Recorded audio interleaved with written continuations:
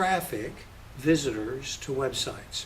And they're pretty accurate, especially when you're in the top tier of traffic websites. They have a sampling technology that allows them to track with a high level of accuracy how many visitors go to the different websites. Now, in the Alexa.com ranking system, the lower the number, the better.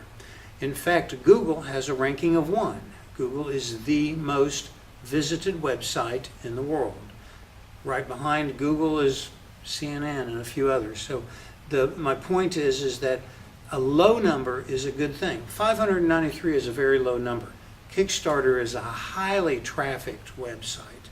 Indiegogo, with a ranking of 1,612, is also a highly trafficked website. What does that mean?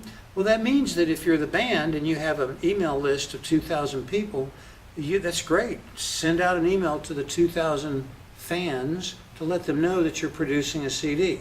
You should always, when you're doing a rewards-based funding program, you should always promote as heavily as you can on your social media and email and other tools that you have, your sphere of influence, as much as you can to let people know what you're doing.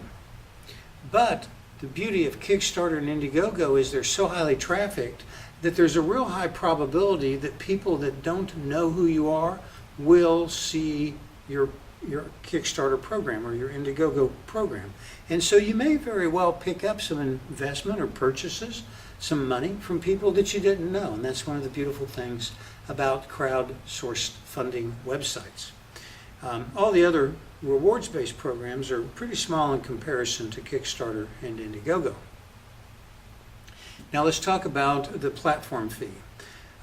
Kickstarter is an all-or-nothing program. So if you use Kickstarter to raise money, you're going to pay a fee of 5% if you hit your goal.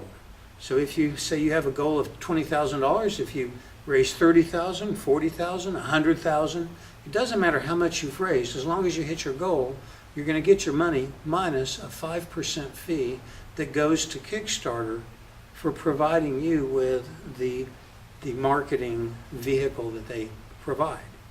Indiegogo has an option of 4% or a 9%.